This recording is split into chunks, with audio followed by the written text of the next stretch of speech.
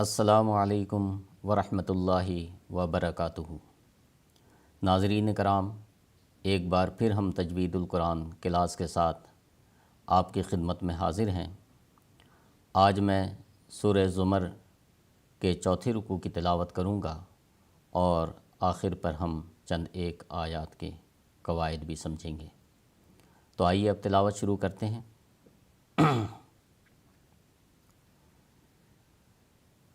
اعوذ باللہ من الشیطان الرجیم، بسم اللہ الرحمن الرحیم۔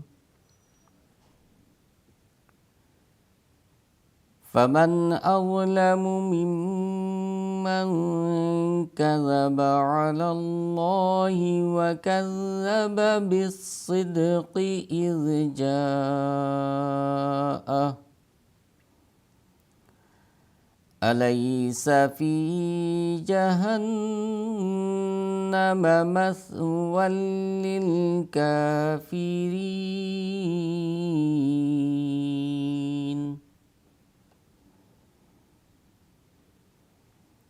والذي جاء بالصدق وصدق به أولئك هم المتقون۔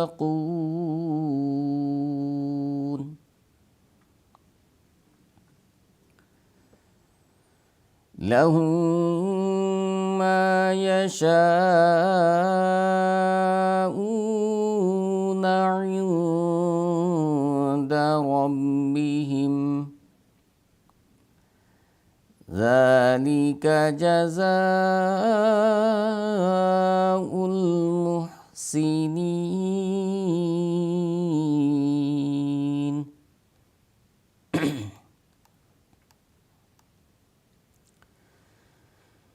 ليكفر الله عنهم أسوأ الذي عملوا ويجزيهم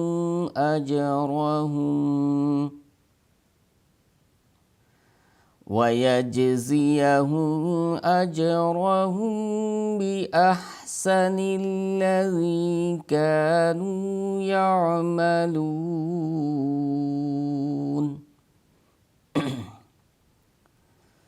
أليس الله بكاف عبده ويخوفونك بالذين من دونه ومن يضلل الله فما له من هاد ومن يهد الله فما له من مضل۔ أليس الله بعزيز ذي انتقام۔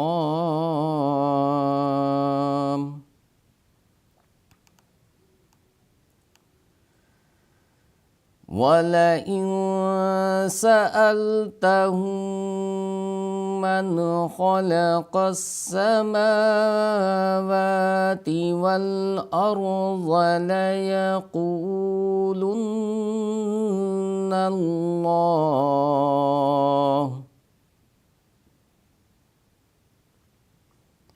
قُلْ أَفَرَأَيْتُم مَّا تَدْعُونَ مِن دُونِ اللَّهِ إِنْ أَرَادَنِيَ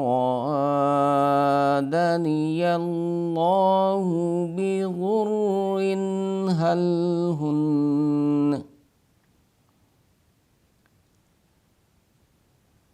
هل هن كاشفات ضره أو أرادني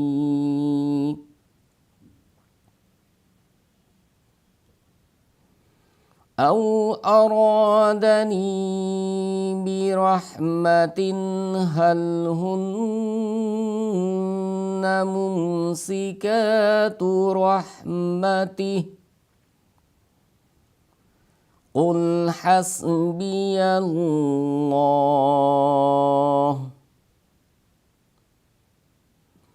عليه يتوكل المتوكلون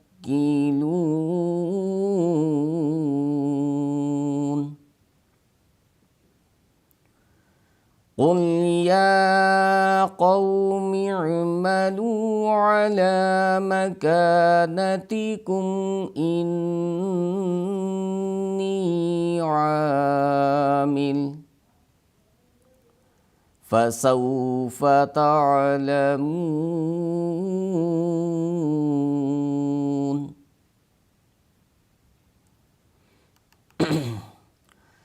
من يأتيه عذاب يخزيه ويحل عليه عذاب مقيم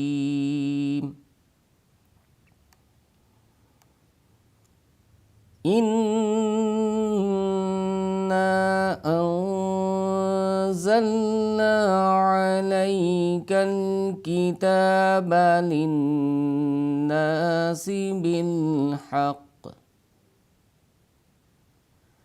فمن اهتدى فلنفسه ومن ضل فإنما يضل عليها وما أنت عليهم بوكيل۔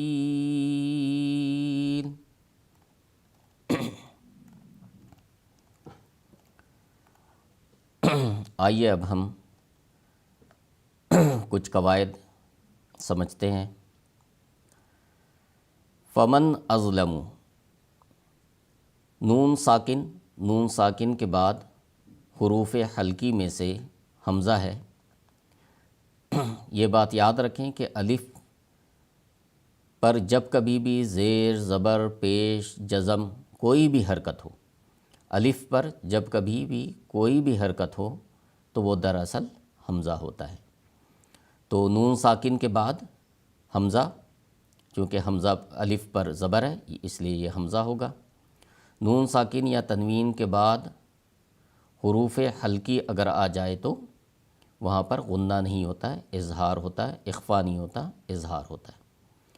تو نون ساکن کے بعد چونکہ حمزہ ہے اس لیے ہم اس پر تاخیر نہیں کریں گے، نون پر اس کو نون ادا کریں گے اور گزر جائیں گے۔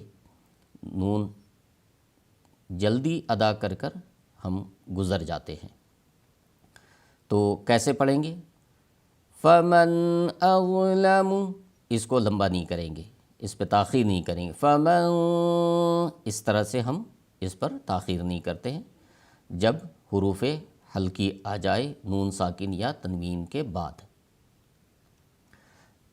آگے چلتے ہیں۔ ضا، یہ ہمیشہ یاد رکھیں، خصہ ضغطن قز، یہ حروف مستعلیہ میں سے ہے جو حروف ہمیشہ ہی پر ہوتے ہیں، چاہے کسی بھی حالت میں ہوں، زبر، زیر یا پیش کسی بھی حالت میں ہوں۔ تو یہ جو حروف ہیں خا، صاد، ضاد، غائن، طا، قاف اور زا، یہ حروف ہمیشہ ہی پر ہوتے ہیں، چاہے کسی بھی حرکت کے ساتھ آئیں یا کسی بھی حالت میں آئیں، یہ ہمیشہ پر ہوتے ہیں۔ تو ضا پر کیا جائے گا۔ ممن کذب، میم مشدد پہلے بھی بتایا جا چکا ہے کہ جب کبھی بھی نون مشدد ہو یا میم مشدد ہو تو ان دونوں پر غنہ ہوتا ہے۔ تو چونکہ یہاں میم تشدید کے ساتھ ہے اس لیے ہم یہاں پر غنہ کریں گے۔ آگے نون ساکن کے بعد یہ حروف حلقی کے علاوہ حرف ہے اس لیے کاف ہم یہاں پر غنہ کریں گے۔ جیسے یہاں پر بھی میں پڑھ کر بتاتا ہوں، ممن کذب، اب یہاں پر ہم نے فمن اظلم میں ہم نے جلدی کیا، یہاں پر ہم نے تاخیر نہیں کی، اور یہاں پر ہم ایک الف کی تاخیر کے ساتھ ایک الف کے ساتھ تاخیر کریں گے اور تب ہم کاف ادا کریں گے، اور یہاں پر جو غنہ ہوگا وہ اخفا کے ساتھ ہوگا۔ آگے چلتے ہیں، ذال کو یاد رکھیں، نرم ادا کریں۔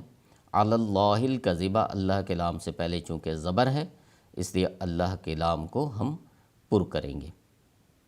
وکذب بالصدق، صاد یہ بھی حروف مستعلیہ میں سے ہے، یہ بھی پر ہوتا ہے، قاف یہاں پر پر ہوگا، اور دال پر قلقلہ کریں گے۔